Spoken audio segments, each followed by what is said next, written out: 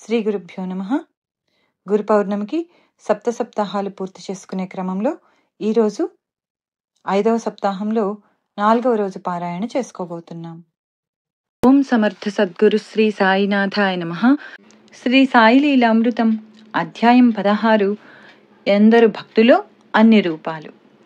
ఎక్కడెక్కడ ఎందరు భక్తులున్నా అవసరమైనప్పుడు వివిధ రూపాలలో వారికి దర్శనమిచ్చి అనుగ్రహించారు బాబా.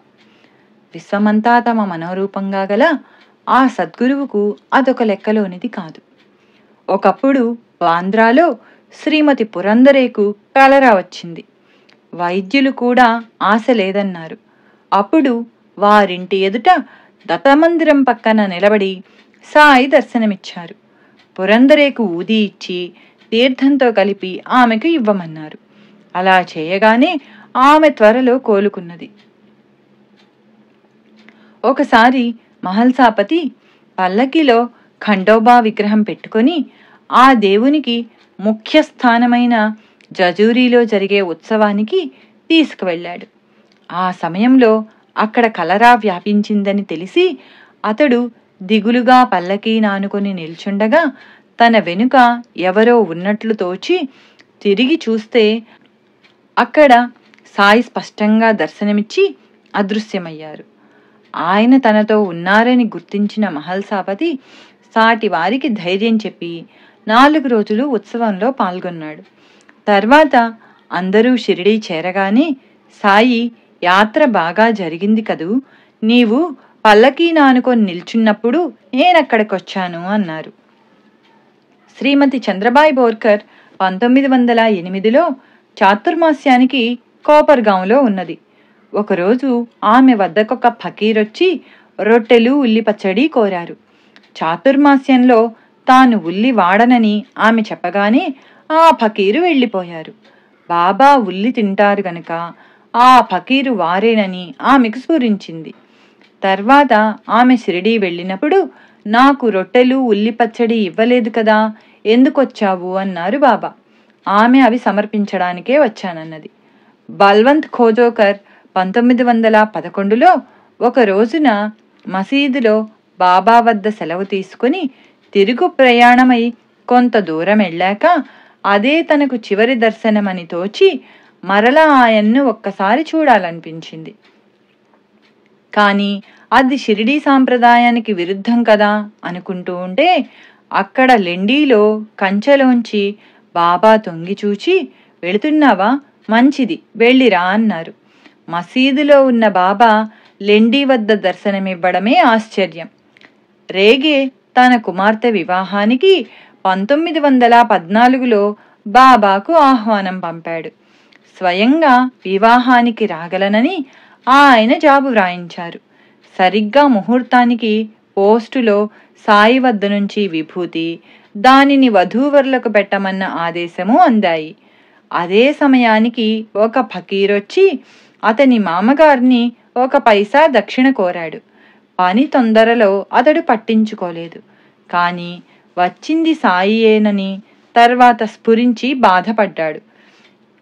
ఆ వచ్చింది సాయియే అయితే మరలా రావాలని రేగే అన్నాడు. మర్నాడే ఆ ఫకీరొచ్చి పైసా దక్షిణ కోరి తీసుకున్నాడు గాని విందారగించలేదు. దహనులో ఒక భక్తురాలు 30 నోములు పూర్తి చేసి 200 మంది బ్రాహ్మణులకు సంతర్పణ తలపెట్టింది. దానికి బాబాను ఆహ్వానిస్తూ ఆమె కొడుకు దేవ్ జాబు రాశాడు. బాబా, నా భక్తుల సంకల్పాలు నెరవేరుస్తాను. సంతర్పణకు నేను జోగ్ మరొకరు కలిసి వస్తాము. నాకే వాహనాలు అవసరం లేదు అని జాబు రాయించారు. సరిగ్గా సంతర్పణ రోజు ఒక సన్యాసి వచ్చాడు. 2 మాసాల ముందతడు గోసంరక్షణ నిధి కోసం రాగా తర్వాత రమ్మని చెప్పాడు దేవ్.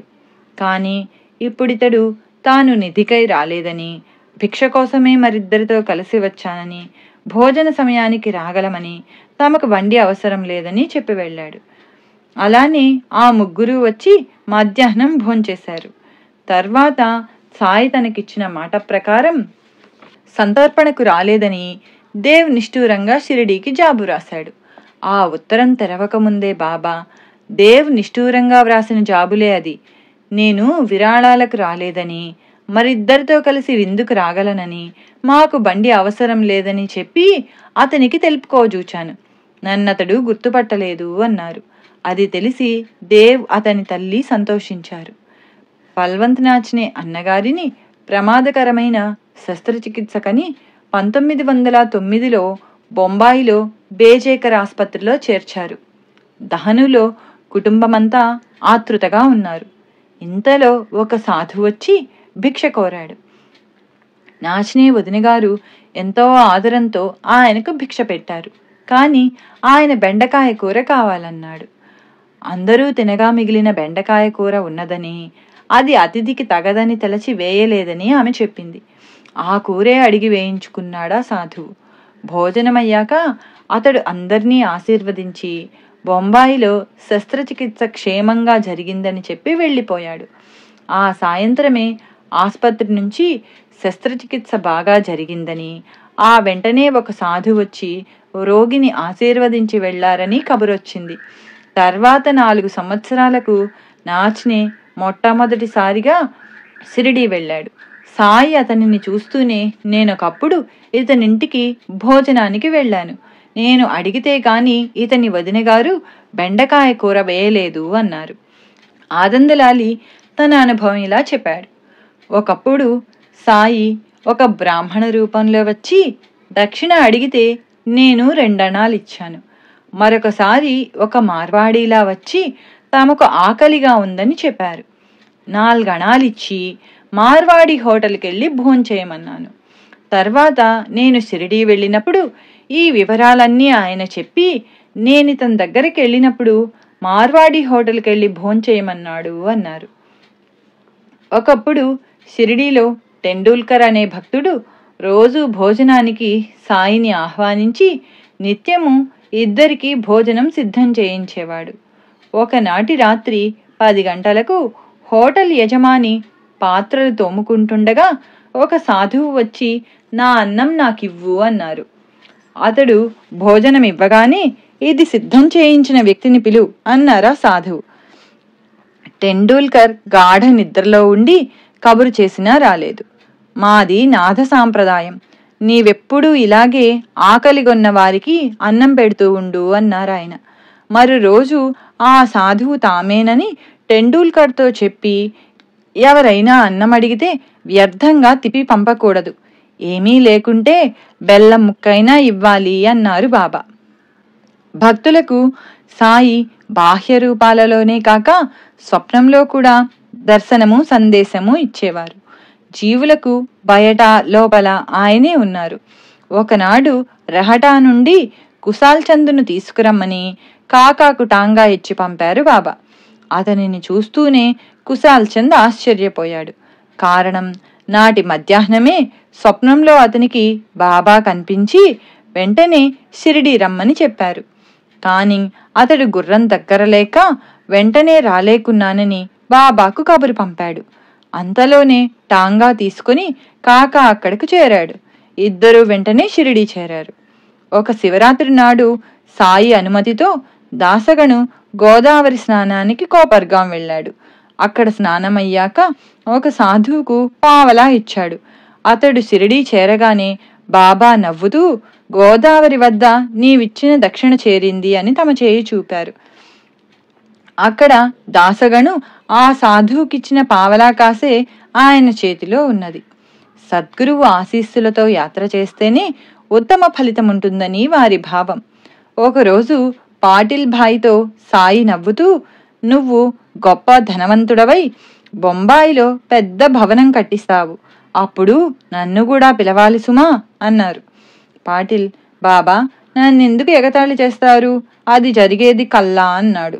అతడి భక్తులు కూడా నవ్వుతూ, గృహప్రవేశానికి బాబాతో పాటు మమ్మల్ని కూడా పిలవాలి అన్నారు. బాబా తమాషాకే అలా అన్నారని వారి భావం. కానీ కొద్ది కాలానికి అతడు నిజంగానే భవనం నిర్మించాడు. గృహప్రవేశానికి అందర్నీ ఆహ్వానించాడు, కానీ బాబాను మాత్రమే పిలవటం మరిచాడు. నాటి మధ్యాహ్నం అతనింటి వద్దకు ఒక బిచ్చగాడొచ్చి, భిక్ష ఇవ్వండి వెళ్ళాలి అన్నాడు. కాని ఇంట్లోని వారు అతిథుల భోజనమయ్యాక భిక్ష ఇస్తామన్నా అతడు వినలేదు. ఇంతలో ఆ ఇల్లాలికి తన భర్తతో వెనుక బాబా అన్న మాటలు గుర్తొచ్చి అతనికి నమస్కరించి భోజనం పెట్టింది. తర్వాత అతడు దక్షిణ అడిగి తీసుకున్నాడు. తర్వాత పాటిల్ షిరిడీ వచ్చినప్పుడు సాయి ఆ వివరం చెప్పి, నువ్వు పిలవకున్నా భిక్షా దక్షిణ ముట్టాయి అన్నారు. దీక్షిత్ తన డైరీలో ఇలా వ్రాసుకున్నాడు. ఒకనాటి సాయంత్రం నేను ఆఫీసు నుండి వస్తుంటే ఒక బిచ్చగాడు నా వద్దకొచ్చి కొద్ది చిల్లర డబ్బులు ఇస్తావా అని అడిగాడు. ఎందుకో అతని పట్ల పవిత్ర భావం కలిగి చిల్లర డబ్బులు ఇచ్చాను. అతడు వెంటనే మరెవ్వరినీ ఏమీ అడగకుండా వేగంగా వెళ్ళిపోయాడు. నాటి సాయంత్రం నేను షిరిడీ చేరగానే సాయి నవ్వుతూ నీవిచ్చిన చిల్లర డబ్బులు నాకు చేరాయి అన్నారు. శ్రీ సచ్చిదానంద సమర్థ సద్గురు సాయినాథ్ మహారాజ్ కీ జై. ఓం సమర్థ సద్గురు శ్రీ సాయినాథాయ నమః. శ్రీ సాయిలీలామృతం అధ్యాయం 17 ఉపదేశాలు 2 అనుగ్రహ బలం. ముముక్షువైన వాడు శ్రోత్రియుడు బ్రహ్మనిష్ఠుడు అయిన గురువునే సమిధలు చేతపట్టుకొని పోయి ఆశ్రయించాలని ఉపనిషత్తులు చెప్పాయి. ఆ గురువు నిరతాగ్నిహోత్ర పరాయణుడుగా కూడా ఉండాలని దీని భావం. బ్రహ్మనిష్ఠులు ఎక్కడో ఒక్కరైనా దొరకవచ్చు, శ్రోత్రియులు ఎందరో దొరకవచ్చు, నిరతాగ్నిహోత్ర పరాయణులు కూడా ఎక్కడో ఒక్కరైనా దొరకవచ్చు. కానీ ఈ 3 లక్షణాలు గల సద్గురువు దొరకడం ఎంతో కష్టం. ఈ కాలంలో అది దాదాపు అసంభవమనే చెప్పాలి. శ్రీ సాయి అట్టివారే. ఆయన బ్రహ్మనిష్ఠులని ఎందరో గుర్తించారు. ఆయన నిరతాగ్నిహోత్రి అన్న సంగతి అందరూ చూచిన విషయమే. కానీ ఆయన సాటిలేని శ్రోత్రియులన్న సంగతి తెలుసుకున్న వారెంతో అరుదు. కారణం, శ్రోత్రియులను గుర్తించాలంటే మనకెంతో శాస్త్ర ప్రావీణ్యం ఉండాలి. అంతేకాదు, శ్రోత్రియులంటే నిజానికి వేదమెరిగిన వారే, వేదవిధులే. మహాపతివ్రత తన సౌందర్యాన్ని, ప్రేమను సంపూర్ణంగా తన భర్తకు మాత్రమే ఏకాంతంలో ఎలా సమర్పించుకుంటుందో అలానే వేదం కూడా అర్హుడైన వానికే తన అర్థమంతటినీ తెలియనిస్తుందని, వారే వేద విధులని వేదమే చెప్పింది. బాబా అలాంటి వారే. ఆయనకు ముస్లింలకు వేదమైన ఖురాను మాత్రమే కాక వేదం కూడా తన జ్ఞాన సంపదనంతటినీ సమర్పించింది. కొందరు దక్షిణాది బ్రాహ్మణులు దేశ సంచారం చేస్తూ వేద పండితులను సాయి ఘనంగా సత్కరిస్తారని విని షిరిడీ చేరారు. సాయి ముస్లిం వలె ఉండడంతో ఆయనకు నమస్కరించక వాళ్ళు ప్రత్యామ్నాయ పద్ధతిన నేల మీద పిడికిళ్లుంచి భగవంతుని పాదాలని భావించి నమస్కరించి వేదం చదువునారంభించారు. కానీ ప్రతిసారి మధ్యలో మంత్రం మరచారు. అప్పుడు బాబా నవ్వి, మీరు ఎవరికి నమస్కరించారో వారి నుండే కానుక పొందండి అన్నారు. భగవద్ అనుగ్రహం పొందడానికే వేదం చదవాలి కానీ లౌకికమైన కానుకల కోసం కాదని వారి భావం. తర్వాత వారిని బాబా ఘనంగా సత్కరించి పంపారు. అసలు అనుగ్రహించవలసింది వారేగా. సద్గ్రంథ పఠన కూడా సద్గురుని అనుగ్రహం వల్లనే సార్థకమవుతుంది. అనుగ్రహానికి భక్తే సాధనం కానీ యుక్తి కాదు. జ్ఞానేశ్వరి పారాయణ ఎప్పుడు మొదలుపెట్టినా దేవుకు ఏదో ఒక ఆటంకం వస్తూ ఉంటే దానిని బాబా చేతిమీదిగా తీసుకోదలచి అందులో ₹1 ఉంచి ఆయనకివ్వాలనుకున్నాడు. వెంటనే ఆయన కోరి అతని వద్ద ₹20 తీసుకున్నారే గాని పారాయణ విషయమే ఎత్తలేదు. అప్పుడతడు మాన్కర్ అనే భక్తుడు వారి కృపను ఎలా పొందగలిగాడో చెప్పమని అతనిని అడిగాడు. తక్షణమే బాబా అతనిని రప్పించి ₹20 దక్షిణ వసూలు చేశారు. దేవ్ మర్నాడు మాన్కర్ను ఆ విషయమే అడిగాడు. వెంటనే సాయి మరలా అతనిని పిలిపించి ₹25 అడిగి తీసుకొని కోపంతో, నీవు మసీదులో కూర్చో, నా గుడ్డపీలికలెందుకు దొంగిలిస్తావు? తల నెరిసినా ఈ పద్ధతి పోలేదా? గొడ్డలితో నరుకుతా, జాగ్రత్త అని కేకలేశారు. అతడికి ఏమీ అర్థం కాలేదు. నాటి మధ్యాహ్నం బాబా అతనితో ప్రేమగా గుడ్డపీలికల విషయం చెప్పి, నిన్ను బాధ పెట్టానా? దొంగతనం చేస్తే ఒప్పుకోక తప్పదు.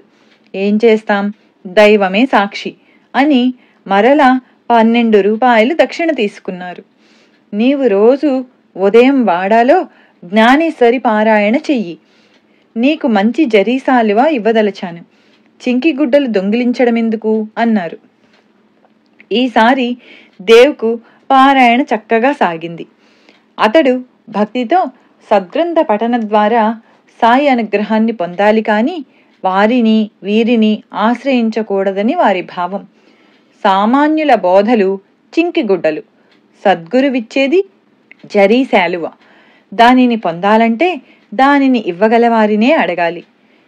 ఎవరి సంస్కారానికి తగిన ఉపదేశం వారికి ఇవ్వగలగడమే సద్గురువు యొక్క ప్రత్యేకత. లేకుంటే లెక్కకు మీరిన సద్గ్రంథాలే మానవులందరికీ మోక్షమిచ్చి ఉండేవే కదా. ఎంతటి వైద్య గ్రంథమైనా సమర్థుడైన వైద్యునితో సమానం కాదు కదా. బాబా ఒకరోజు నానాసాహెబ్ నిమోన్కర్తో, కాకా, నీవు రోజు భాగవతం చదవరాదా అన్నారు.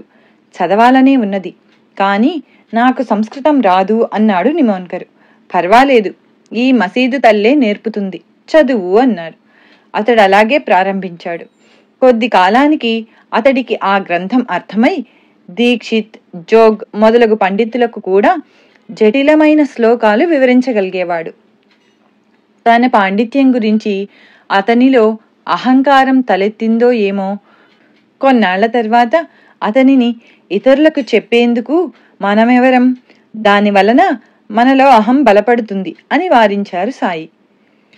ప్రతివారు నిమోన్కర్ వలనే సద్గ్రంథాలు అర్థం కావడానికి సాయి వంటి సద్గురుని కృప పొందాలి. దాసగణుకు ఈశావాస్యోపనిషత్తు సరిగ్గా అర్థం కాలేదు. పండితులెవ్వరూ అతనికి తృప్తిగా వివరించలేకపోయారు. బ్రహ్మజ్ఞానియే వివరించగలరని తలచి బాబాను కోరాడు. సాయి, ఇందులో కష్టమేమున్నది? తిరిగి వెళ్ళేటప్పుడు కాకా దీక్షిత్ ఇంటిలో పనిపిల్ల నీ సందేహం తీరుస్తుంది అన్నారు.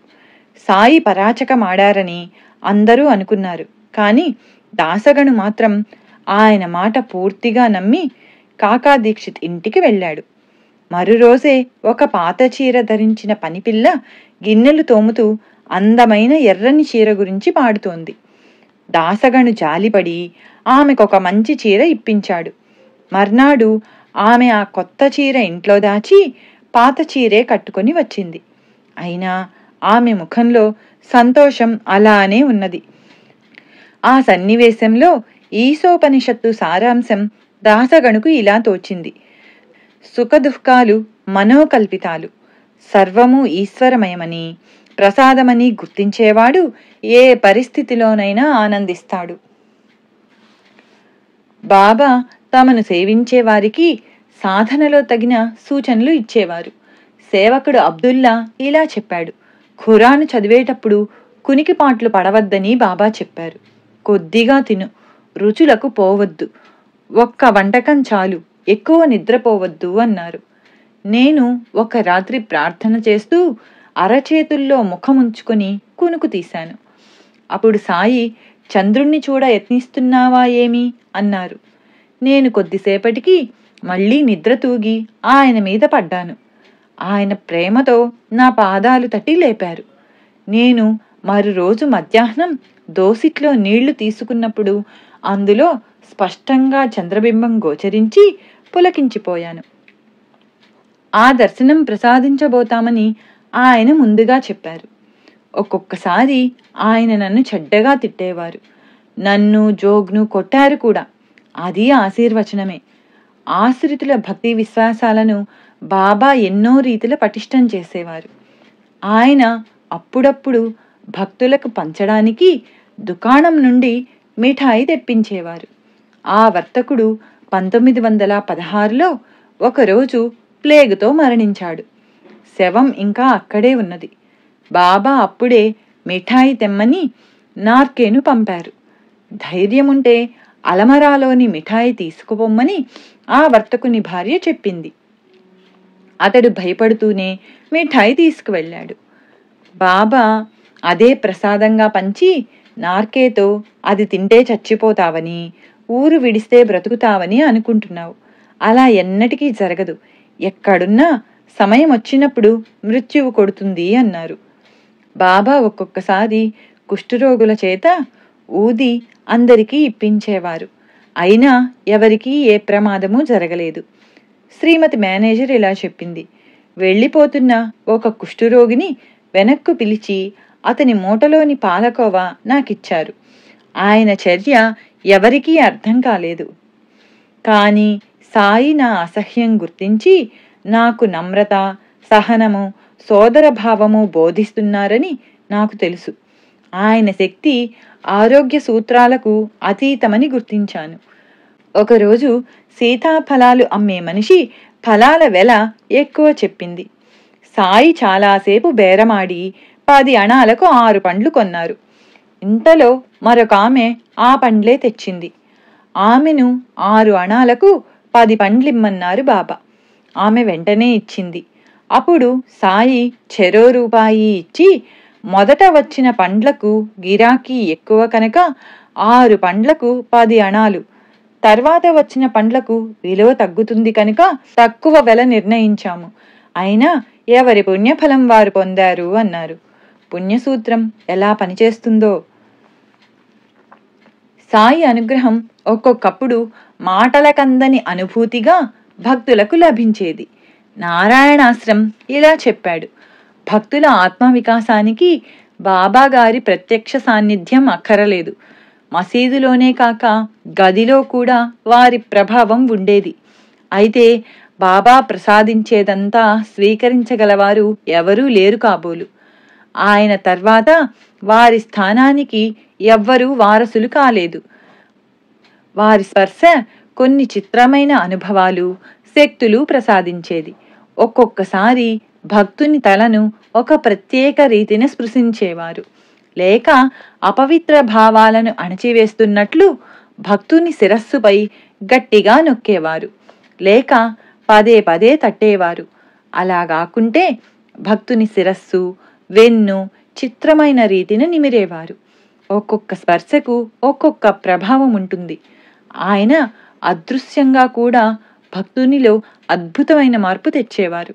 నాకు 1914లో షిరిడీ వెళ్ళినప్పుడు ఆయన మౌనంగానే ఈ సృష్టిలోని భేదాలు అసత్యమని, అన్నింటికీ ఆధారమైనదొక్కటే సత్యమన్న అనుభవం ఇచ్చారు. కానీ నాకు తెలిసినంతలో ఆయన మాటలలో ఇలా ఎన్నడూ చెప్పలేదు. అదే దక్షిణామూర్తి తత్వమని ఆదిశంకర్లు కీర్తించారు. జనార్దన్ గల్వంకర్ బాంద్రా నుంచి ఇలా వ్రాశాడు. సాయి 1917లో ఒకసారి తమ చేయి నా తల మీద ఉంచగానే నాకో చిత్రమైన అనుభూతి కలిగి పరిసరాలనే కాక నన్ను నేనే మరిచాను. నాటి నుండి నాకు ఆధ్యాత్మికతపై శ్రద్ధ కలిగింది. అలానే ఒకరోజు కాపర్దేకు సాయి పదే పదే చిలిం అందించారు. అతడా పొగ పీల్చగానే అతడి సందేహాలన్నీ తీరి ఎంతో ఆనందం కలిగింది. చిలుంలో సాయి పొగాకు మాత్రమే వేసుకున్నారు సుమా. బాబా సందేశం సమయానికి వచ్చిన సద్గ్రంథాల ద్వారా కూడా భక్తులకు చేరేది. అంబేద్కర్ 7 సంవత్సరాలు ఎన్నో కష్టాలు పడ్డాడు. ఎన్నిసార్లు షిరిడీ వెళ్ళినా అవి తొలగలేదు. చివరకు బాబా సన్నిధిలో ప్రాణం విడిస్తే మరు జన్మైన బాగుండవచ్చని తలచి 1916లో షిరిడీ చేరాడు. అతడు దీక్షిత్వాడా వద్ద కూర్చొని ఆలోచిస్తుంటే సగుణమేరు నాయక్ అతనికి ఒక పుస్తకం ఇచ్చాడు. అది తెరవగానే వచ్చిన ఘటమిది. అక్కల్కోట స్వామి భక్తుడొకడు కష్టాలోర్వలేక ఒక బావిలో దూకాడు. స్వామి అతనిని రక్షించి కర్మ అనుభవించక తప్పదు, ఇలా తప్పుకుంటే మళ్లీ పుట్టి అనుభవించాలి, దానికి ఆత్మహత్య పాపం తోడవుతుంది, అంతకంటే ఒకేసారి అనుభవించేస్తే మేలు అన్నారు. తర్వాత అంబేద్కర్ మసీదు చేరగానే నీవు అక్కల్కోట స్వామి చెప్పిన దాన్నే అనుసరించు అన్నారు బాబా. అలానే ఒకసారి పరమహంస లక్షణాలు సాయి చెప్పాలని తలచాడు శ్యామ. అతనిని వెంటనే వెళ్ళి దీక్షిత్ చెబుతున్న పురాణం వినమన్నారు బాబా. అతడు వెళ్ళేసరికి భాగవతంలోని పరమహంస లక్షణాలు వివరిస్తున్నాడు దీక్షిత్. 1909 సంవత్సరంలో ఒకరోజు మసీదులోనున్న శ్యామారావు మనస్సులో ఒక ప్రశ్న వచ్చింది. బాబా అతనిని వెంటనే ఒక దేవాలయంలో ఒక భక్తురాలు చదువుతున్న పురాణం వినమన్నారు. అతను వెళ్ళేసరికి ఆమె చదువుతున్న శ్లోకం అతనికి సమాధానమైంది. శ్రీ సచ్చిదానంద సమర్థ సద్గురు సాయినాథ్ మహారాజ్ కీ జై. అధ్యాయం 17 అనుగ్రహ బలం సంపూర్ణం. శ్రీ సాయి లీలామృతం అధ్యాయం 18 షిరిడీలో ఉత్సవాలు. పల్లకి చావడి ఉత్సవము. ఒకరోజు పెద్ద వర్షమొచ్చి మసీదంతా తడిసిపోయి బాబాకు కూర్చునేందుకు చోటు కూడా లేకపోయింది. భక్తులాయనను నాటి రాత్రికి చావడిలో ఉండమన్నారు. ఆయన అంగీకరించకపోయేసరికి పట్టుబట్టి ఆయనను అక్కడికి తీసుకుపోయారు. ఆ రాత్రి ఆయన అక్కడ విశ్రమించారు. నాటి నుండి ఆయన ఒక రాత్రి మసీదులోనూ ఒక రాత్రి చావడిలోనూ నిద్రించేవారు. వారిని భక్తులు మసీదు నుండి చావడికి వేడుకలతో తీసుకువెళ్లడం క్రమంగా డిసెంబరు 10, 1909 నాటికి అది గొప్ప చావడి ఉత్సవంగా రూపొందింది. నేటికి ఇది గురువారం రాత్రి పల్లకీ ఉత్సవంగా జరుగుతున్నది. ఒకప్పుడు హార్దా నుండి భక్తులు బాబాకొక పల్లకీ పార్సెల్ చేసి పంపారు. బాబా దానిని మసీదు ముంగిట పెట్టించి 3 మాసాలు దానిని తెరవనివ్వలేదు. ఒకరోజు రఘువీర్ పురందరే చనువుగా, బాబా, ఈరోజు పల్లకీ బయటకు తీసి పూలతో అలంకరించి అందులో మిమ్మల్ని చావడికి తీసుకుపోతామన్నాడు. సాయి ఆ పార్సిల్ విప్పడానికే ఒప్పుకోలేదు. అయినా అతడు పంతంగా విప్పుతుంటే బాబా గద్దించి పట్టరాని కోపంతో సటకా తీసుకుని చంపేస్తానని అతని మీదకు పరిగెత్తారు. భక్తులు భయంతో పారిపోయారు. పురందరే అదేమీ పట్టించుకోకుండా నెమ్మదిగా పార్సిల్ విప్పి పల్లకీని పూలతో అలంకరించాడు. ఇక బాబా మౌనంగా ఉండిపోయారు.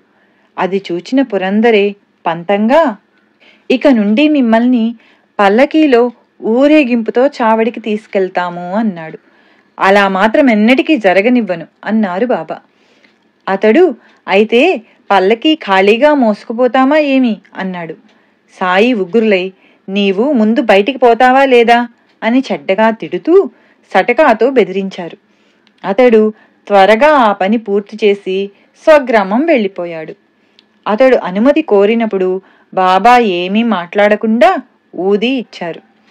తర్వాత చావడికి వెళ్ళవలసిన రోజు సాయంత్రం అయ్యేసరికి భక్తులందరూ మొట్టమొదటి పల్లకీ ఉత్సవానికి మసీదు వద్ద చేరారు.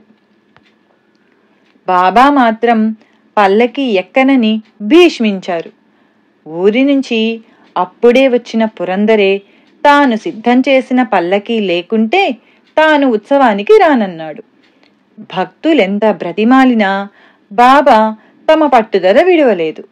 చివరకు పల్లకీలో వారి పాదుకలు ఊరేగించాలని, సాయి పాదచారి అయి ఊరేగింపుతో వెళ్లాలని రాజీ కుదిరింది. బాబా, పల్లకీ నేను కూడా మోసేదా అన్నాడు పురందరే. వద్దు, నీవు 125 వత్తుల దివిటీ పట్టుకో అన్నారు బాబా. అలా దివిటీల ఊరేగింపుతో పల్లకీ చావడి చేరింది.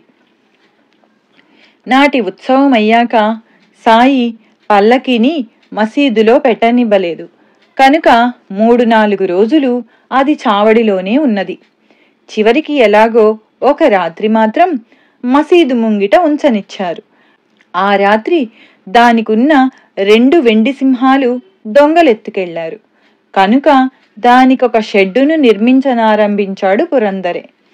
బాబా లిండి నుండి గబగబా వచ్చి, ఏమిటి చేస్తున్నావు అని గద్దిస్తే అతడు నవ్వుతూ చెప్పాడు. ఆయన ఉగ్రులై, నువ్విక్కడ నుండి పోతావా లేక నీ తల పగలగొట్టనా అని మీదకెళ్లారు. అతడాయన కాళ్ళ వేళ్ళ పడి బ్రతిమాలాడు. ఆయన మరింత గట్టిగా, నాకు నువ్వు వద్దు, పల్లకి షెడ్డు అసలే వద్దు, నన్ను విసిగించకపో అని అరిచారు గాని అతడు చేస్తున్న పనిలో మాత్రం జోక్యం చేసుకోలేదు. మధ్యాహ్నం ఆరదయ్యాక భక్తులందరూ భోజనాలు చేసి తిరిగి మసీదు చేరినా పురందరే మాత్రం వెళ్లకుండా పని చేస్తూనే ఉన్నాడు. సాయి కొన్నిసార్లు అతనికి నెమ్మదిగా చెప్పారు, మందలించారు, గద్దించారు, భోజనాలకి వెళ్లకుంటే కొడతానని బెదిరించారు. అయినా అతడు వినిపించుకోలేదు.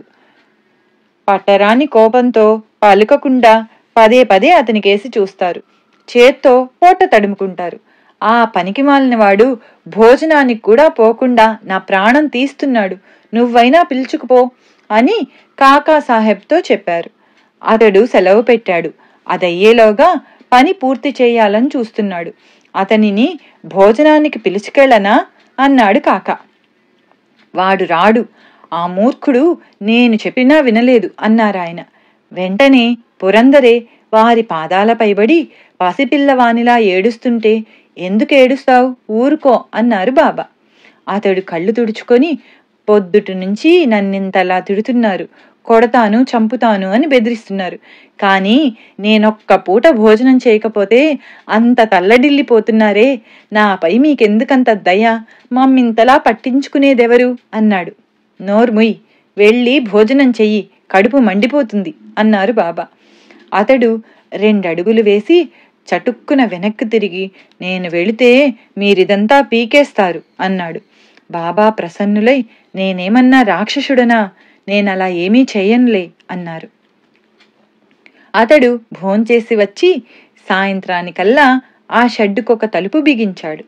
అప్పుడు పల్లకి ఆ గదిలో పెట్టి సాయికి నమస్కరించి, బాబా సెలవైపోయింది, నేను వెళ్ళాలి, ఇంకా ఒక్క తలుపు బిగించాలి, ఆ పని తాత్యాకు అప్పగించి వెళతాను అన్నాడు. ఆ పని రేపు ఆలోచిస్తాములే, నీవు పోయి విశ్రాంతి తీసుకో అన్నారు బాబా. తెల్లవారగానే అతడు మళ్ళీ సాయిని సెలవు కోరాడు. అక్కడికి వెళ్ళి ఏం చేస్తావు, మనం ప్రారంభించిన పని పూర్తి చెయ్యాలి, కానీ ఇంకొకరికి అప్పగించకూడదు, వీలైనంత తరచుగా షిరిడీ వస్తుండాలి అన్నారు బాబా. మీరు సంకల్పిస్తేనే రాగలం అన్నాడు పురందరే. షిరిడీకి నేనందరినీ పిలుస్తాను, కానీ రావడానికి అందరూ సిద్ధంగా ఉండరు, పని పూర్తి చేసి కాకడ ఆరదయ్యాక వెళ్ళు అన్నారు. పురందరే మర్నాడు వెళ్ళాడు. అప్పటి నుండి చావడి ఉత్సవం పల్లకి ఉత్సవంగా మారింది. ఆ ఉత్సవానికి ముందే భక్తులంతా మసీదు ముంగిట చేరి తాళాలు, చిడతలు మొదలగున వాద్యాలతో భజన చేసేవారు. ఇంతలో అబ్దుల్లా, రాధాకృష్ణ అయి ఇద్దరూ వీధులన్నీ శుభ్రం చేసి నీళ్లు చల్లి ముగ్గులేసి మసీదు నుంచి చావడిదాకా పాట మీద గుడ్డలు పరిచేవారు. వెనుక చిన్న రథము, కుడివైపున తులసికోట, ఎదుట సాయి, మధ్యలో భక్త బృందము ఉండేవారు. కొందరు మసీదు గేటు వద్ద దివిటీలు సిద్ధం చేస్తుంటే కొందరు పల్లకీని అలంకరించేవారు. కొందరు దండాలు ధరించి సద్గురు సాయినాథ్ మహారాజ్కి జై అని కేకలేస్తూ ఉండేవారు. మసీదంతా దీపాలతోనూ తోరణాలతోనూ కళకళ్లాడుతూ ఉండేది. దాని ఎదుట ముంగిట్లో చక్కగా అలంకరించిన శ్యామకర్ణ అనే గుర్రం నిలబడేది.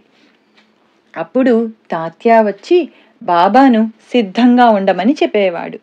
తర్వాత అతడు సమయానికి వచ్చి చంకలో చెయ్యి వేసి సాయిని లేవదీశాక అప్పుడు సాయి నెమ్మదిగా నిలబడి తమ చంకలో సట్కా, చేతిలో చిలింగొట్టము, పొగాకు తీసుకుని భుజానికొక పాతగుడ్డ వేసుకునేవారు.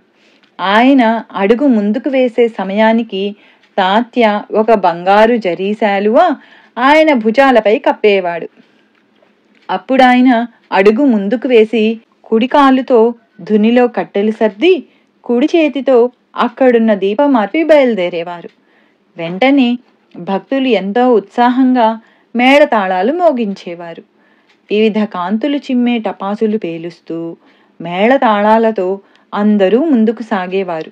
కొందరు ఆవేశంతో నృత్యం చేసేవారు. కొందరు జెండాలు ధ్వజాలు మోసేవారు. సాయి మసీదు మెట్ల మీదకు రాగానే వందిమాగధులు ఎలుగెత్తి జై కొట్టేవారు. భక్తులు చామరాలతో వీస్తూ బాబాను ముందుకు నడిపించేవారు. తాత్య ఒక చేత్తో లాంతరు, మరొక చేత్తో బాబా ఎడమ చెయ్యి పట్టుకునేవాడు. కుడి చెయ్యి మహల్సాపతి పట్టుకొని తర్వాత విడిచి సాయి దుస్తుల అంచులు పట్టుకొని నడిచేవాడు. జోగ్గా ఆయనకు ఛత్రం పట్టేవాడు. ఆయన ముందు శ్యామకర్ణ, వెనుక భక్తులు, సేవకులు, వాద్యగాళ్లు నడిచేవారు. నామ సంకీర్తనం, వాద్యాలు, జయకారాలు మిన్నుముడుతూ ఉంటే ఊరేగింపు నెమ్మదిగా మసీదు మలుపు చేరేది. అక్కడ సాయి చావడి వైపు తిరిగి నిలిచినప్పుడు ఆయన రూపం దివ్యంగా ఉండేది. ఆయన ఏకాగ్ర మనస్కులై ఎవరినో మనస్సుతో పిలుస్తున్నట్లు కనిపించేవారు. తమ కుడి చెయ్యి కిందికి పైకి ఊపి వింతైన భంగిమలు చేసేవారు. కాకాసాహెబ్ వెండి పళ్ళెంలో గులాల్ పూసిన పూలు తెచ్చి ఆయనపై చల్లుతూ ఉండేవాడు. అప్పుడు వాద్యఘోష ఆకాశాన్నంటేది. అప్పుడు బాబా ముఖంలో ఉట్టిపడే దివ్య కళను మించినది ఏదీ ఉండజాలదు అన్నాడు ప్రధాన్. దానిని స్వయంగా చూచిన హేమాద్ పంత్ ఆ దృశ్యము, దాని వైభవము వర్ణించ సాధ్యం కాదు అని వ్రాశాడు. ఒక్కొక్కప్పుడు మహల్సాపతి దివ్యమైన ఆవేశంతో నృత్యం చేసేవాడు. అయితే ఏకాగ్రమైన సాయి దృష్టిని ఇవేవి కించిత్తు కూడా ఆకర్షించలేకపోయేవి. దివ్యమైన ఆ ఉత్సవాన్ని చూడడానికి ఎందరెందరో గుమిగూడేవారు.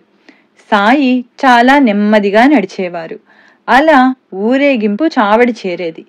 ఆ రోజులు గడిచిపోయాయి. ఇప్పుడు కాని ఇక ముందు కాని అలాంటి ఉత్సవం ఎవ్వరూ చూడలేరు. అయినా దానిని స్మరించి మనం కొంతవరకు తృప్తి పొందవచ్చు అంటాడు హేమాద్ పంత్. అంతకుముందే చావడి కప్పును తెల్లగుడ్డతో అలంకరించేవారు. చుట్టూ రంగురంగుల దీపాలు, అద్దాలు అమర్చేవారు.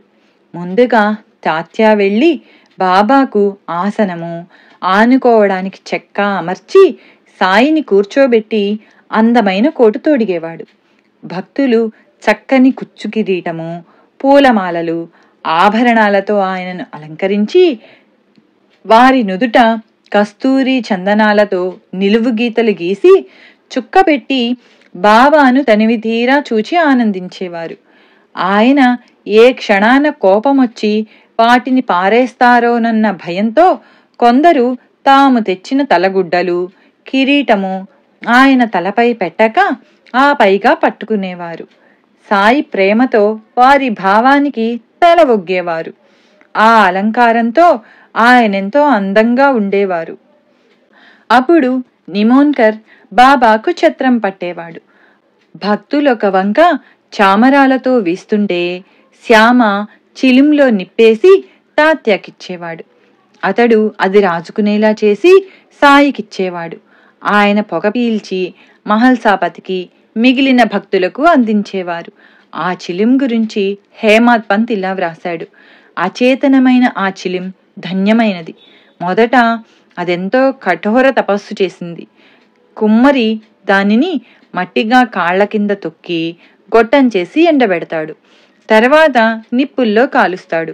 అప్పుడే దానికి సాయి స్పర్శ, పెదవుల స్పర్శ లభించేది.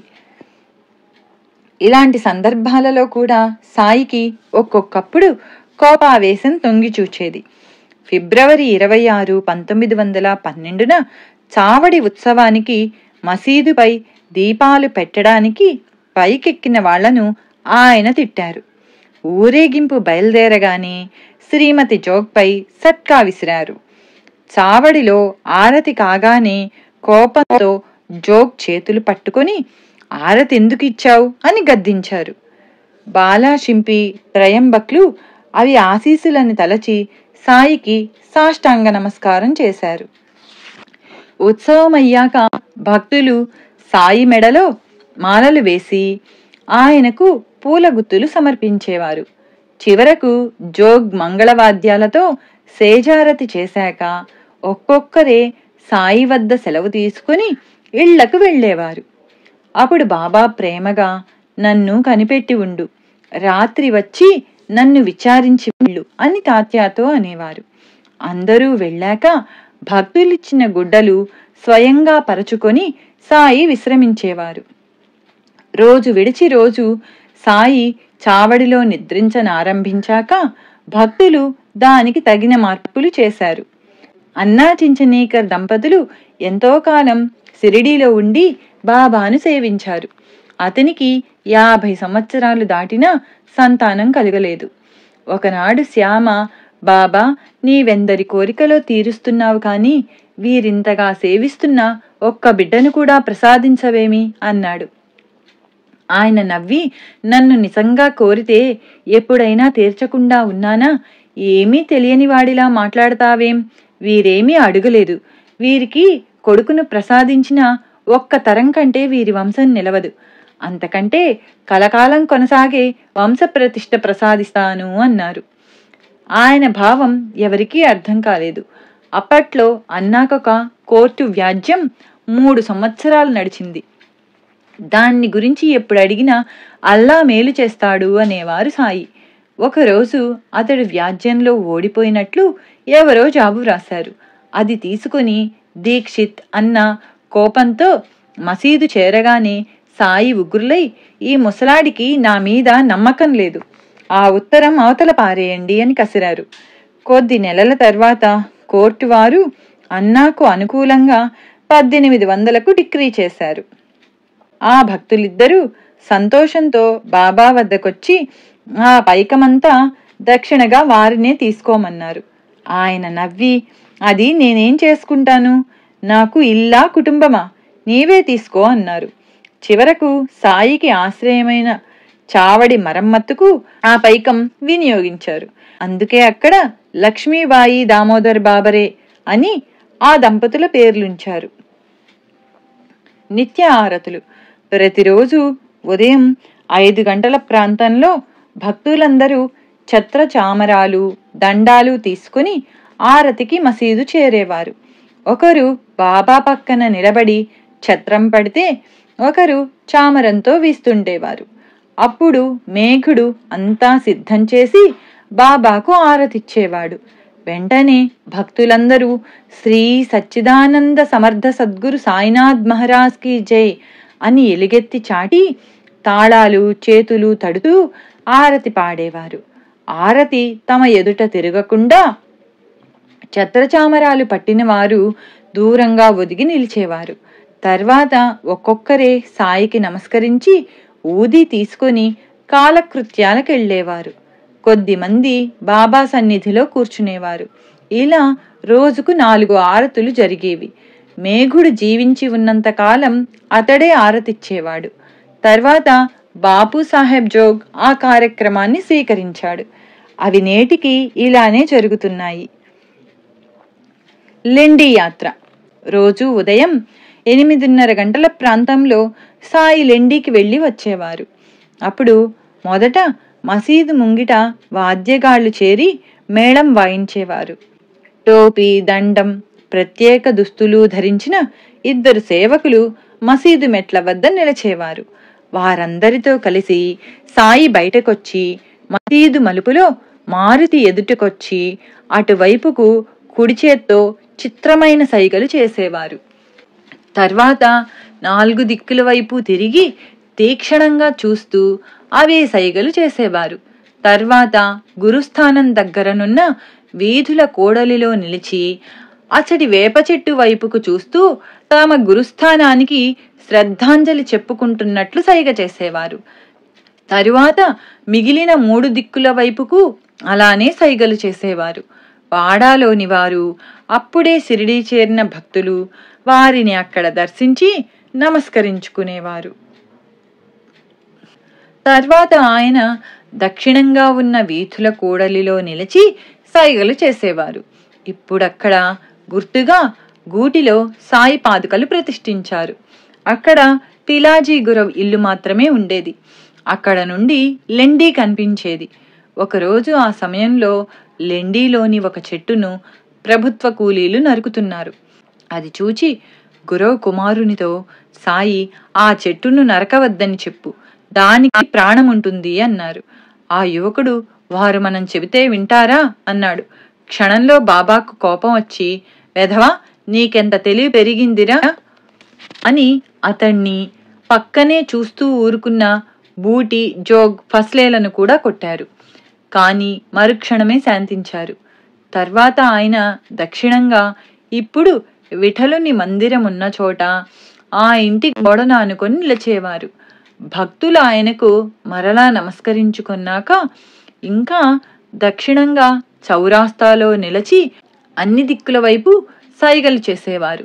అక్కడ నుండి పడమరగా ఇప్పుడు కానిఫ్నాథ్ మందిరమున్న చోట రహదారి పక్కనే నిలిచి మొదట ఖండోబా వైపు, తర్వాత మిగిలిన దిక్కుల వైపు తిరిగి సైగలు చేసేవారు. అక్కడ నుండి ఉత్తరంగా రహదారి పక్కనే నడిచి లెండీకి చేరేవారు. అందులోకి దక్షిణంగా ఉండిన చిన్న బాటన సాయి, అబ్దుల్లా లెండీలోకి ప్రవేశించేవారు. మిగిలిన వారు తూర్పుగా ఉన్న బాట వద్ద వేచి ఉండేవారు. సాయి ఆ తోపులో నిత్యకృత్యాలు తీర్చుకునేవారు. మానవ శ్రేయస్సు కోసం సాయి నిత్యము అక్కడ సల్పిన కృషికి ఆ చెట్లు, ఆయన స్థాపించిన శాశ్వతమైన జ్ఞానజ్యోతికి ఆ నందదీపము సంకేతాలుగా నిలిచాయి. అక్కడ నిత్యకృత్యాలు తీర్చుకున్నాక సాయి వచ్చిన దారినే తిరిగి వచ్చేవారు కాని తూర్పుగా దగ్గర దారిన మసీదుకొచ్చేవారు కాదు. జీవుల శరీరంలో శ్వాస, ప్రకృతిలోని మానవతా ధర్మాలలాగా సాయి కూడా తమ పంథాను ఎన్నడూ మార్చేవారు కాదు. షిరిడీలో మనం ఎప్పుడు నడిచినా ఆ బాటలోని ప్రతి ఇసుక రేణువు సుమారు 60 సంవత్సరాలు సాయి సంచారంతో పవిత్రమైనదని గుర్తుంచుకోవాలి. ఉరుసు శ్రీరామనవమి. షిరిడీలో జరిగే పండుగలన్నింటిలో మత సామరస్యమే సాయి సంకల్పం గనుక షిరిడీలో శ్రీరామనవమి జరపాలని హిందువులకు, ఉరుసు జరపాలని ముస్లింలకు స్ఫురించింది. కోపర్గాంలో సర్కిల్ ఇన్స్పెక్టర్గా పనిచేసిన గోపాలరావు గుండుకు 3 వివాహాలు చేసుకున్నా, దాము అన్నాకు 2 వివాహాలు చేసుకున్నా బిడ్డలు కలగలేదు. చివరకు సాయి ఆశీస్సులతో వారికి సంతానం కలిగింది. అందువలన వీరు 1897లో సాయి సన్నిధిలో ఉరుసు జరపాలనుకున్నారు. కానీ ఆ గ్రామాధికారి అడ్డు చెప్పడం వలన ప్రభుత్వం ఒప్పుకోలేదు. కానీ చివరకు సాయి దయతో అనుమతించింది. నాడు శ్రీరామనవమి కూడా అయ్యింది. ఆ ఉత్సవానికి ఎందరో జనం వస్తారు. ఆ ఊరిలో ఒక బావి ఎండిపోయింది. 2వ బావిలోనివి ఉప్పు నీరు. అప్పుడు బాబా ఆ బావిలో పువ్వులు వేశారు. అప్పటి నుంచి అది మంచినీరయింది. పక్క గ్రామాల నుండి కూడా నీరు సరఫరా చేశారు. ఊళ్ళో ఎన్నో దుకాణాలు వెలిశాయి. ఆ ముందు రోజు రాధాకృష్ణ ఆయి మసీదు కడిగి మసిబారిన గోడలు శుభ్రం చేసేది. సాయి మసీదులో ఉంటే చేయనివ్వరని ఆయన చావడికి వెళ్లిన రాత్రే ఆమె ఆ పనులు చేసేది. ఉరుసుకు దాము అన్న, నిమోన్కర్లు 2 జెండాలు, అమీర్ శక్కర్ దలాల్ చందనము సమర్పించేవారు. ఆ గంధం ఒక పళ్ళెంలో ఉంచి జెండాలతో పాటు మేళ తాళాలతో ఊరేగించి చివరకు ఆ గంధం మసీదులో గోడల మీద చేతులతో అద్దేవారు. జెండాలు మసీదుకు 2 వైపులా కట్టేవారు. ఉత్సవం ఏర్పాట్లన్నీ తాత్యా చూస్తే భక్తుల అవసరాలు రాధాకృష్ణ అయి చూచుకునేది. భారీ ఎత్తున అన్నదానము కూడా ప్రతి సంవత్సరము జరిగేది. భీష్మ అనే భక్తునికి 1911లో శ్రీరామనవమి కూడా జరపాలని తోచి సాయిని కోరితే ఆయన సమ్మతించారు. సంత్వాడ అంటే సొంటి, పటిక బెల్లం పొడి కలిపిన ప్రసాదం రాధాకృష్ణ అయి తయారు చేసేది. మసీదంతా పచ్చని తోరణాలు కట్టారు. రామజననం సందర్భంగా రాధాకృష్ణ అయి మసీదులో ఒక ఊయల కట్టింది. భీష్ముడు కీర్తనకారుడిగా నిలిచాడు. భీష్ముని కీర్తనకంతా సిద్ధమవగానే సాయి కాకా మహాజనితో, ఏమిటి హంగామా అన్నారు. రామనవమి సంగతి చెప్పగానే నింబారు వద్దనున్న ఒక పూలమాల హార్మోనియం వాయించనున్న కాకా మహాజని మెడలోనూ, మరొకటి భీష్ముని మెడలోనూ వేయించారు. కీర్తన దిగ్విజయంగా ముగిసింది. భక్తులు తన్మయులై జయకారాలతో, నృత్య గీతాలతో గులాబ్ అనే ఎర్రని పొడి పైకెగరవేశారు. అది సాయి కళ్ళలో పడటంతో ఆయన ఉగ్రులై అందరినీ తిట్టారు. ఎటు వాళ్లట్టు పారిపోగా కొద్ది మంది మాత్రం ఆ తిట్లను ఆశీస్సులుగా స్వీకరించారు. మానవులలోని అరిషడ్వర్గాలనే రాక్షసులను చంపడానికి రాముడు అవతరించినప్పుడు సాయి ఆవేశపడడం సహజమే.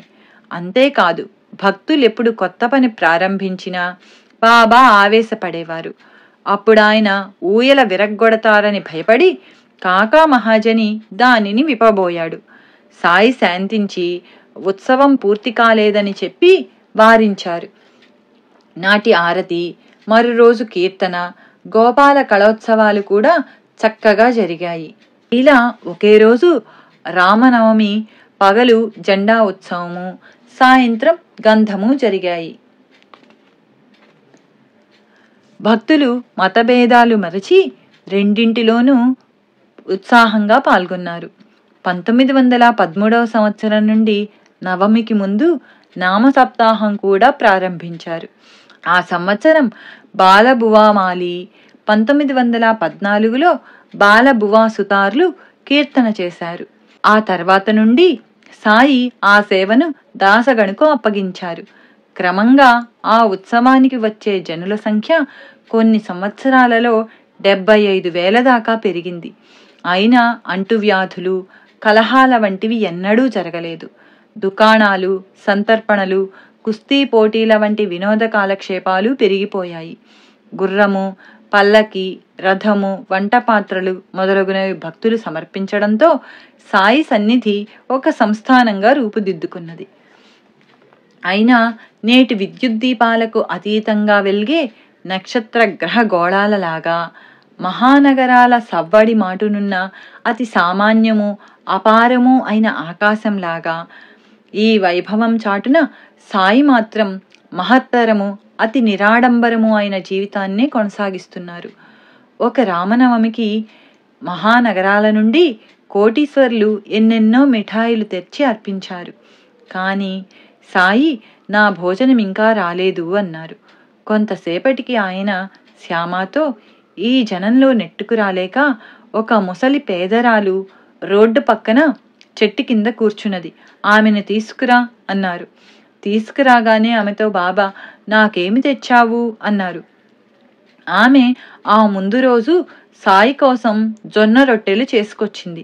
కానీ మసీదులోని విలువైన నైవేద్యాలు చూచి సిగ్గుపడి ఏమీ తేలేదన్నది. కానీ సాయి ఆమె దాచిపెట్టుకున్న మూట అడిగి తీసుకొని ఇది మన భోజనం అంటూ ఎంతో ఇష్టంగా తిన్నారు.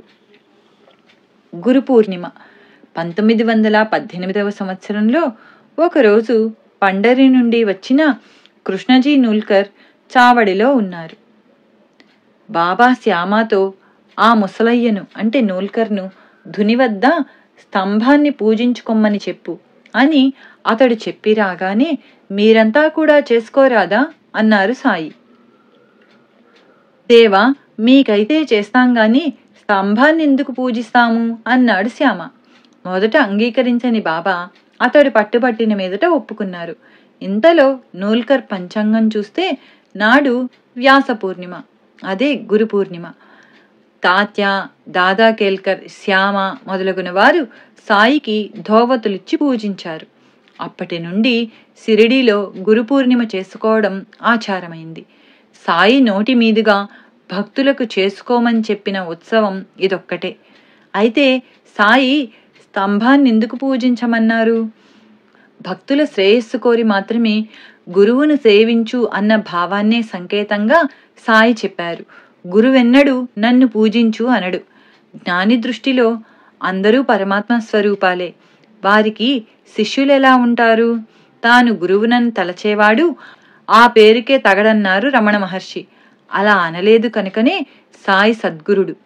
ఇంటి కప్పును మోసే ఆధారం స్తంభం. అది నేలలో దృఢంగా నాటుకొని ఉంటుంది. అదే దాని బలం. ఆ బలంతోనే అది ఆ భవనాన్ని ఆశ్రయించే వారందరినీ రక్షిస్తుంది. అలానే సద్గురువు సర్వానికి ఆధారమైన ఆత్మనిష్టలో గురుభక్తిలో నాటుకొని ఉంటారు. అంటే గురుభక్తి రూపమైన ఆత్మనిష్ట వలన గురువు కూడా తమను ఆశ్రయించిన వారిని రక్షిస్తారు. స్తంభంలాగే గురు రూపాన్ని తగు రీతిన కొలవమని సాయి భావం. అంతేకాదు, సాయి శరణానందులతో తాము మసీదులోని స్తంభం క్రిందనున్న గుహలో చాలా కాలం తపస్సు చేసినట్లు చెప్పారు.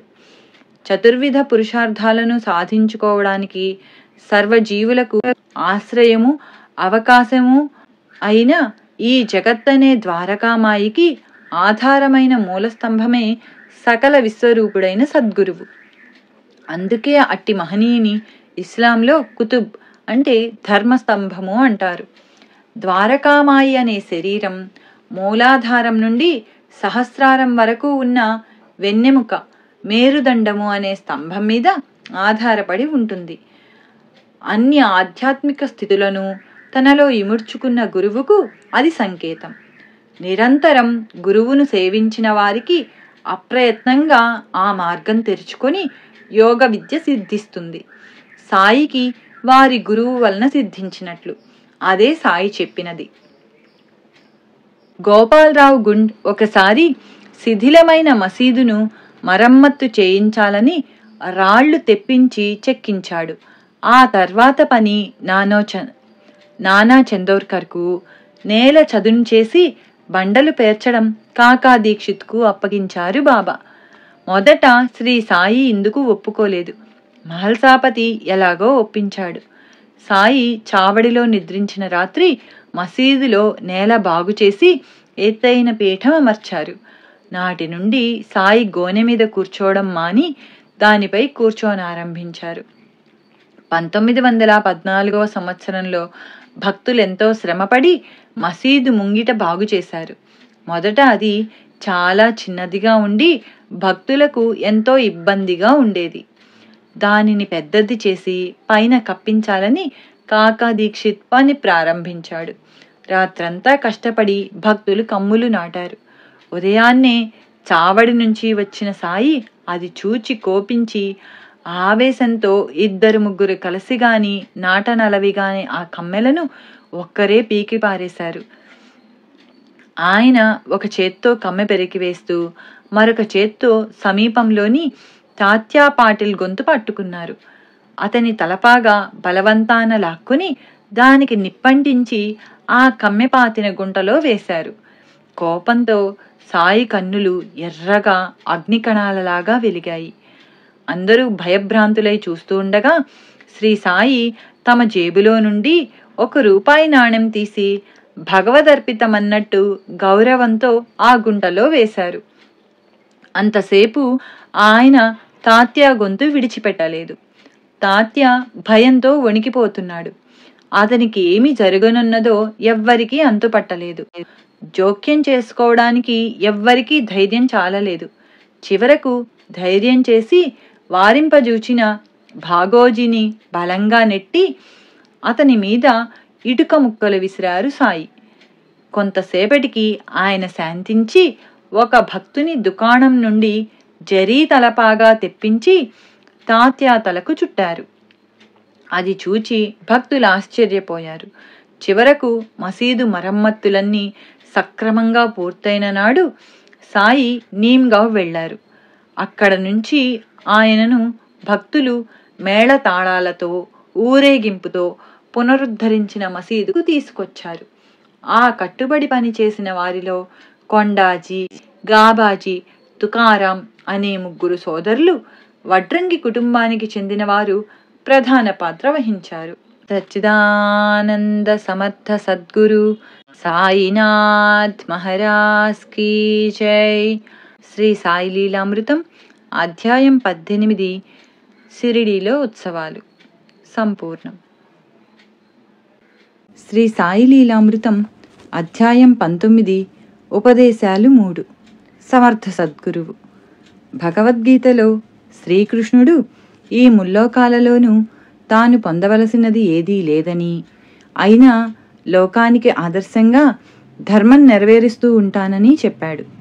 సిసలైన గురువు కూడా పూర్ణ సిద్ధుడైన సాధకునిలా స్వధర్మానికి చెందిన విధి నిషేధాలు పాటిస్తూనే భక్తుల భావాలకు తగినట్లు వారితో వ్యవహరించి తగు రీతిని సంస్కరిస్తాడు. ఈ అంశాలన్నీ సాయిబాబాలో చూడవచ్చు. అందుకే ఆయన సమర్థ సద్గురువు. ఒక మారుమూల కుగ్రామంలో ఊరు పేరు లేని పిచ్చి ఫకీరుగా వెలసిన సాయిబాబాను ఎందరెందరు సాధువులు చూచి ప్రశంసించారో. అప్పా అనే కన్నడ సాధువు ఠాకూర్ను, తపోవనంలోని సాధువు బాలకృష్ణ ఉపాసనీ శాస్త్రిని, ఇమాంభాయి చోటేఖాన్ను, దర్వేంషాను ముస్లిం మహనీయుడు, అబ్దుల్లాను గురువైన అమీరుద్దీన్ ఫకీరు సాయి దర్శనానికి పంపారు. అంతేకాక ఉపాస్య దైవమైన శ్రీమన్నారాయణుడు తన ఉపాసకుడైన రేగేను సప్తశృంగి దేవి తన పూజారిని కూడా దేవాది దేవుడు మునిజన వంద్యుడు అయిన సాయి సద్గురుని దర్శన సేవలకు పంపారు. తులజాపూర్లోని భవానీదేవి, తర్వాత చండలేశ్వరీ దేవి కూడా నరహరి శర్మ అనే భక్తుణ్ణి శ్రీ నృసింహ సరస్వతి స్వామిని ఆశ్రయించమనడం శ్రీ గురుచరిత్రలో చూడవచ్చు. శివకేశవులను శ్రద్ధగా ఉపాసిస్తే ఆ దేవతలు సద్గురువును చూపుతారని, సద్గురు కృప కలిగినప్పుడు శివకేశవుల కృప అదే కలుగుతుందని శ్రీ గురుచరిత్ర చెబుతుంది. దేవతల కంటే సద్గురువు అధికుడు అన్నది నిశ్చయం. హిందువులలో రేగేకు, బాలాభాటేకు, ముస్లింలలో షేక్ అబ్దుల్లా, అన్వర్ ఖాన్ వంటి వారికి ఉత్తమమైన ఆధ్యాత్మిక వికాసము మొదలుకొని ఎందరెందరికో ఎన్నో రీతుల శ్రేయస్సును అనుగ్రహించారు సాయి. ఆయన ఆశ్రిత కల్పవృక్షము. నిజమైన భక్తితో ఎవరు ఎక్కడ స్మరించినా సాయి వారి వెంటనే ఉండి రక్షిస్తారు. జిజ్ఞాస, భక్తి, విశ్వాసాలతో గాక అధికార మదము మొదలగున భావాలతో బాబాను దర్శించిన వారు ఉన్నారు. ఒకరోజు 1910లో బాబా ఉగ్గుర్లై నన్నొక దుష్టుడు చూడ్డానికి వస్తున్నాడు, సహజ మానవ అవయవాలు గల నన్ను చూడడమేమిటి అని కేకలేశారు. కొద్దిసేపట్లో రెవెన్యూ కమిషనర్ కర్టిస్, అతని భార్య, జిల్లా కలెక్టర్ మాక్నెల్ షిరిడీలో చావడికొచ్చారు. కమిషనర్ ఒక భక్తునితో పెద్ద ఉద్యోగులు దర్శనానికి వచ్చారు, సాయిని త్వరగా సిద్ధం కమ్మను అన్నాడు. సాయిని అలా ఎవరు ఆజ్ఞాపించలేరని, ఆయన దయ కోసం వేచి ఉండవలసిందేనని భక్తులు చెప్పారు. అరగంట తర్వాత బాబా భిక్షకు బయలుదేరుతూ ఉంటే నమస్కరించి, మహారాజ్ మీతో మాట్లాడాలి అన్నది శ్రీమతి కర్టిస్. ఆయన నేను భిక్షకు వెళ్ళాలి, అరగంట ఆగు అన్నారు. కానీ 10 నిమిషాల్లోనే తిరిగి వచ్చారు. తమ కోసమే సాయి త్వరగా వచ్చారని తలచి మరలా ఆమె నమస్కరించింది. సాయి 1 గంట ఆగు అని చెప్పి మరలా భిక్షకు వెళ్లారు. అహం దెబ్బతిన్న ఆ దొరలు వెళ్ళిపోయారు. అధికారుల మెప్పు కోసం పాకులాడడం సాధు సత్పురుషులకు నిషిద్ధమని ఆయన తెలిపారు. మరొక వంక ఆయన నిజమైన ప్రేమను గుర్తించి ఆదరించేవారు. 1913వ సంవత్సరంలో శ్రీరామనవమికి ముందు నామ సప్తాహం జరుగుతున్నది. ఎక్కడ చూచినా జనం కిటకిటలాడుతున్నారు. శ్యామాను పిలిచి, సాయి గోడ కవతల ఒక వృద్ధుడు ఉన్నాడు, తీసుకురా అన్నారు. చూస్తే అక్కడొక వృద్ధుడున్నాడు. అతని నోట చొంగకారి ఈగలు ముసురుతున్నాయి. అతడిని మసీదులోకి తీసుకురాగానే బాబా అతని మూటలోని కలకండ తీసుకొని కొంచెం తిని మిగిలినది అతనికి ఇచ్చి అతని తలపై చెయ్యి పెట్టి ఆశీర్వదించారు. అలానే మసీదు ముంగిట ఎప్పుడూ ఒక కుక్క ఉండేది. సాయి దానికి రొట్టెలు పెట్టేవారు. ఒకరోజు దాన్ని మాధవ్ ఫస్లే చీపో అని తన్నాడు. సాయి అతన్ని, అది నా కోసం వచ్చింది కానీ నీ కోసం కాదు, దాన్ని ఏమీ చేయవద్దు అని తీవ్రంగా మందలించారు. ఒక ధనికుడు తనకు భగవంతుడు అన్నీ ఇచ్చాడని, బ్రహ్మజ్ఞానం ఒక్కటి లభిస్తే తన జీవితం సంపూర్ణమవుతుందని తలచి షిరిడీ వచ్చాడు. బాబా మీరు ముముక్షువులకు తక్షణమే బ్రహ్మజ్ఞానం ఇస్తారని విని వ్యయ ప్రయాసలకు ఓర్చి వచ్చాను అన్నాడు. సాయి నవ్వి, నా వద్దకందరూ కోరికలతో వచ్చేవారే, బ్రహ్మజ్ఞానం కోరేవాడు దొరకడమే నా అదృష్టం అన్నారు. అతడు పొంగిపోయాడు. సాయి అతనితో మాట్లాడుతూనే ఒక పిల్లవానిని పిలిచి తమకు అప్పుగా 5 రూపాయలు తెమ్మని బాలా వంటి వర్తకుల వద్దకు పంపుతున్నారు. ప్రతిసారి అతడొచ్చి ఆ వర్తకుడు లేడనో అప్పు దొరకలేదనో చెబుతున్నాడు.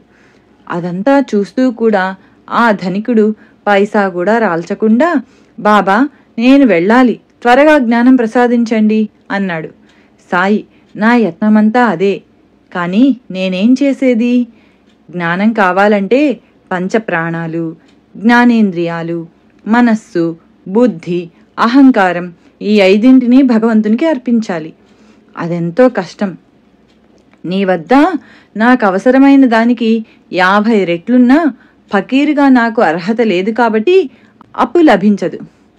డబ్బే నీ పాలిట బ్రహ్మం, దానిపై మోహం నశిస్తే కాని జ్ఞానం కలగదు అన్నారు. అంటే బాబా వద్ద జ్ఞానం ఎంత ఉన్నా అర్హత లేని అతడికి అది లభించలేదు. యేసు కూడా ఇటువంటి శ్రీమంతునితోనే సూది బెజ్జంలోంచి ఒంటైనా పోగలదేమో కాని స్వర్గద్వారంలోనికి ధనికుడు మాత్రం పోలేడని చెప్పారు. పాచా ఆత్మజ్ఞానం కోరినా లభించదు. డబ్బుపై ప్రీతి మనిషి ప్రవర్తనంతటినీ మలచినట్లు ముముక్షత్వం మలచినప్పుడే అది వాస్తవమవుతుంది, జ్ఞానం లభిస్తుంది. ఫిబ్రవరి 15, 1915న హర్దాలో సాధు భయ్య తన స్నేహితులతో కలిసి నడుస్తూ ఉండగా సాయి అతడికి ఎదురుగా వచ్చి అతడి చేతిలో పళ్ళు కుట్టుకునే వెండి పుల్ల ఉంచి అదృశ్యమయ్యారు. మిత్రుడు ఆ మాట శంకించి శ్యామకు జాబు రాశాడు. సరిగ్గా ఆనాడు అదే సమయానికి ఆ విషయం షిరిడీలో సాయి భక్తులతో చెప్పారని జాబొచ్చింది. తర్వాత సాధు భయ్య షిరిడీ వచ్చినప్పుడు అతని అనుభవం బడే బాబాకు చెప్పమన్నారు. అది విని బడే బాబా ఏడుస్తూ సాయితో, మీరు నాకు డబ్బు ఇస్తారు కానీ అతనికి సాక్షాత్కారమే ఇచ్చారే అన్నాడు. సాయి నవ్వి, ఏం చేస్తాం, ఎవరు కోరింది వాళ్ళు పొందుతారు అన్నారు. నిత్య జీవితంలో ధనం కోసం ప్రాకులాడుతూ ఆలయానికి వచ్చినప్పుడు మాత్రం మోక్షం కోరడం ఆత్మవంచనే. ఒకడు సాయిని అలానే కోరాడు. సాయి వెంటనే ఒక పిల్లవాణ్ణి ఏ వర్తకుని నుండైనా 100 రూపాయలు అప్పుగా తెమ్మన్నారు. వాళ్ళు తమ వద్ద డబ్బు లేదని చెప్పి అందుకు బదులు తమ నమస్కారాలు అర్పించారు. నానాసాహెబ్ను పిలిపించి అతనిని పైకమడిగారు బాబా. అతడు చీటీ వ్రాసి పంపగానే వర్తకుడు 100 రూపాయలు అప్పుగా పంపాడు. సాయి మొదట ప్రశ్నించిన భక్తునితో, అంతా ఇలాగే ఉంటుంది, అర్హత కలవారికే భగవద్ దర్శనమవుతుంది, ఉద్యోగి సంపాదకుడు అయిన సంసారికి మాత్రమే అప్పు పుట్టినట్లు అన్నారు. సాయి వంటి సద్గురువు మీద ప్రీతి పెరిగిన కొద్దీ భక్తులకు ధనంపై ప్రీతి తగ్గుతుంది. సాయి కూడా వారిని ఆ రీతిగానే అనుగ్రహిస్తారు. శ్యామ ఒకనాడు, బాబా నీవెందరికో సిరి సంపదలిచ్చావు, నాకివ్వలేదేమి? నీవు కూడా చింకి గుడ్డలేసుకొని పాత మసీదులో గోనె మీద నిద్రిస్తావు, పీనాసివి, తిండి కూడా ఇతరులను అడుక్కుంటావు, నిన్నందరూ దేవుడంటారు, నిజానికి నిన్నొక దేవుణ్ణి చేసింది మేమే, మేము కాదంటే అడిగేదెవరు అన్నారు. సాయి ఎంతో ప్రేమగా, సిరి సంపదలు నీకు తగవు, నీకివ్వవలసింది వేరు అన్నారు. ఒకసారి సింధీ వర్తకుడొకడు శ్యామకు బంగారు నాణాలు సమర్పించబోతే సాయి అతన్ని కఠినంగా వారించారు. అతనికివ్వదలచినదేమో సాయి తమ చర్యలలో సూచిస్తున్నారు. షిరిడీలో ఒక రామదాసి రోజూ స్నానం చేసి మసీదులో విష్ణు సహస్రనామ పారాయణ చేసేవాడు. బాబా ఒకరోజు తమకు కడుపు నొప్పిగా ఉన్నదని బజారు నుండి సోనాముఖి అనే మూలిక తెమ్మని అతనిని పంపారు. అతడు వెళ్ళగానే బాబా అతని విష్ణు సహస్రనామం పుస్తకం శ్యామకిచ్చి, ఇది ఎంతో శక్తివంతమైనది, ఒకప్పుడు నాకు గుండెదడ వచ్చి మరణం తప్పదు అనిపించింది, అప్పుడు దీన్ని హృదయానికి హత్తుకోగానే భగవంతుడే దిగివచ్చి వ్యాధి తగ్గించినట్లు అనిపించింది, ఇది తీసుకుని రోజుకు 1 నామమైన భావయుక్తంగా నెమ్మదిగా చదువు, ఎంతో మేలు చేస్తుంది అన్నారు. ఆయన వినోదంగా తనకు, రామదాసికి తగవు పెడుతున్నారని తలచి ఈ రామదాసి ముక్కోపి, ఈ పుస్తకం నేనే దొంగిలించానని తలచి పోట్లాడుతాడు. నాకొద్దు, నేను సంస్కృతం చదవలేను కూడా అన్నాడు శ్యామ. కాని సాయి పట్టుబట్టడంతో తీసుకున్నాడు. రామదాసి రాగానే భక్తుడు అన్నా చించునీకర్ సాయికి వినోదం కల్పించాలని, నీ పుస్తకం శ్యామా వద్దనున్నదేమిటి అన్నాడు. రామదాసి ఉగ్రుడై ఆ పుస్తకం దొంగిలించడానికే అతడు బాబాతో చెప్పి తనను బజారుకు పంపాడని నిందించి పుస్తకం ఇవ్వకుంటే తల పగులుగొట్టుకొని చస్తానన్నాడు. ఒక వంక శ్యామకు హితం చేస్తూనే రామదాసుని కూడా సంస్కరించారు బాబా. బాబా, నీవు రామభక్తుడవైనా ఈ గ్రంథ పారాయణ చేస్తున్నా నీ మనస్సు పవిత్రమవలేదేమిటి? అది నీకిదివరకే కంఠస్థమైంది కదా, ఇక అది నీకెందుకు? శ్యామ మనవాడే కదా, నేనే అతడికి ఆ పుస్తకం ఇచ్చాను. దానిపై వ్యామోహమే ఇంత కోపానికి కారణం. ప్రశాంతంగా ఆలోచించు. డబ్బు పారేస్తే పుస్తకాలు దొరుకుతాయి, మనుషులు అలా కాదు. ఇంత చేస్తే ఆ పుస్తకం వెల ఎంత అన్నారు. ఈ సంఘటన ద్వారా ఎవరికి ఏది అవసరమో అది వారికి ప్రసాదించారు సాయి. శ్యామకు పవిత్ర గ్రంథం, రామదాసుకి వివేకం. భక్తుని హృదయంలో తమపై ప్రీతి ఉన్నా పచ్చి లౌకికుల దుస్సాంగత్యంలో జీవించక తపని వారిని సత్సాంగత్యంలోకి లాగుతారు బాబా. దాసగను ఇలా చెప్పాడు. నేను పోలీసు శాఖలో పనిచేస్తుండగా నానా చందోర్కర్తో కలిసి సాయిని దర్శించాను. సాయి నానాతో ఇతనికి తమాషాలన్నా ఉద్యోగమన్నా వ్యామోహం ఎక్కువ, అవి వదలమను అన్నారు. అంతటితో నేను తమాషాలు అంటే వీధి నాటకాలలో పాల్గొనడం మానేశాను. కానీ ఉద్యోగం వదలలేకపోయాను. ఆయన ఎప్పుడు ఆ మాట చెప్పినా చూస్తాను అనేవాణ్ణి. బాబా ఇలా 10 ఏళ్లు చెప్పి చెప్పి చివరికి వీణ్ణి కొరత వేస్తే కానీ ఉద్యోగం మానడు అన్నారు. తర్వాత ఒకసారి మరో 3 పోలీసులతో పాటు నన్ను కాణాభిల్ అనే పేరు మోసిన బందిపోటుపై నిఘా ఉంచారు. అతడు కనిపెట్టి ఆ 3 చంపేశాడు. నేను భయంతో శ్రీరాముని ప్రార్థించాను. కాణాభిల్ నన్ను బెదిరించి విడిచిపెట్టాడు. తర్వాత అతడొక కొండ ప్రాంతంలో తిరుగుతూ ఉంటే అధికారులకు తెలిపాను. పోలీసులు అన్ని వైపుల నుండి దాడి చేశారు. చాలామంది పోలీసులు కూడా మరణించారు. అతడు మాత్రం తప్పించుకున్నాడు. ఇక నాకు ధైర్యం చాలక సెలవుకై ఒక దొంగ డాక్టర్ సర్టిఫికేట్ దాఖలు చేసి సెలవు మంజూరు కాకముందే నా స్థానం విడిచి యాత్ర చేశాను. అందుకు ఉద్యోగంలో ఇబ్బంది రాకుంటే ఈసారి ఉద్యోగం విడుస్తానని గోదావరిలో నిలబడి సాయికి మొక్కుకున్నాను. అక్కడ ఒక దొంగల ముఠా కనిపించడంతో నా ప్రయాణానికి సాకు దొరికింది. ఇంతలో ప్రమోషన్ పరీక్ష కూడా పాస్ అయ్యాను. అయినా నాకు ప్రమోషన్ రాదన్నారు బాబా. తర్వాత నాకు బదిలీ అయిన చోటికి షిరిడీ మీదుగా వెళుతూ బాబాకు కనిపించవలసి వస్తుందేమోనని మసీదు వైపుకు తిరగకుండా తిన్నగా పోతున్నాను. కానీ సరిగ్గా లిండీ దగ్గర బాబా ఎదురయ్యారు. గుర్రం దిగి నమస్కరించాను. గణు, గోదావరి జలం చేతబట్టి ప్రమాణం చేసిందెవరు అన్నారు. అలాగే చేస్తాను కదా అన్నాను. సరే ఉండు, ఇలా చెబితే వినవులే అన్నారు బాబా. కొద్ది కాలమైంది. ఒక నేరస్తుని నుండి వసూలు చేసిన జరిమానా పైకం నా సాటి పోలీసు కాజేశాడు. నాకు శిక్ష తప్పదు. ఈసారి శిక్ష తప్పితే తప్పక ఉద్యోగం విడుస్తానని మొక్కుకొని శిక్ష తప్పగానే 1903లో రాజీనామా చేశాను. బాబా ఆ విషయం ప్రస్తావించినప్పుడల్లా నీవు నాందేడ్లో ఉండు అనేవారు. నాకు భుక్తెలా అంటే నేను పోషిస్తాను అనేవారు. కనుక నేను నాందేడులో స్థిరపడ్డాను. మొదట కీర్తనలే నాకు జీవనమయ్యాయి. తర్వాత ఒక భక్తుడు తక్కువ ధరకిచ్చిన పొలమే నాకు జీవనాధారమైంది. సాయి విశ్వాసం లేని వారిని కూడా కష్టాలలో రక్షించి భక్తిని ప్రసాదించి తర్వాత తమ సేవలోనే భుక్తి ముక్తి ప్రసాదిస్తారు. ఆ తర్వాత దశ మహల్సాపతిలో చూస్తాము. అతడు బంగారు పని తరతరాలుగా వంశాచారంగా వస్తున్న ఖండోబా ఆలయంలో అర్చకత్వము చేసేవాడు. సాయి అతని చేత బంగారు పని మాన్పించి అర్చకత్వము, భిక్ష చేయించారు. ఇంకా తర్వాత దశ ఉపాసనీ బాబా, అన్వర్ ఖాన్ వంటి వారి జీవితాలలో చూడవచ్చు. ఇలా క్రమపద్ధతిన సాయి తన సద్భక్తుని ఉద్ధరిస్తారని తోస్తుంది. అయితే ఎక్కువ మందికి అంత స్థిరమైన మనస్సు ఉండదు కనుక సాయి వంటి సద్గురు సేవ దొరికినా కొంతకాలమయ్యాక దానిని విడచి ఆయన పట్ల శ్రద్ధ కోల్పోతారు.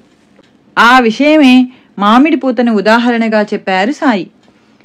తనకై తానే ఇల్లు వాకిలి విడిచిన హరిబాబు ఫన్సేను ఆయన మరలా ఇల్లు చేర్చారు. పరిపాకం లేకుండా సన్యసించి భ్రష్టుడి కాబోయిన విజయానందును ఎలా మందలించి రక్షించినది చూచాము. సద్గురువు ఎవరిని వారి శక్తికి మించి ఆత్మపథంలోకి లాగజూడరు. అనివార్యంగా అనుభవించవలసిన కర్మఫలాన్ని సాధనంగా చేసుకొని వాళ్ల పరిపాకాన్ని పెంచుతారు. అవసరమైతే దానినే తమ మందలింపుగా ఉపయోగిస్తారు. ఒక ఉదాహరణలో ప్రధానమైన ఆధ్యాత్మ జీవిత సూత్రాలన్నీ సాయి తెలిపారు. పూనాలో 1914లో ప్లేగు చెలరేగింది.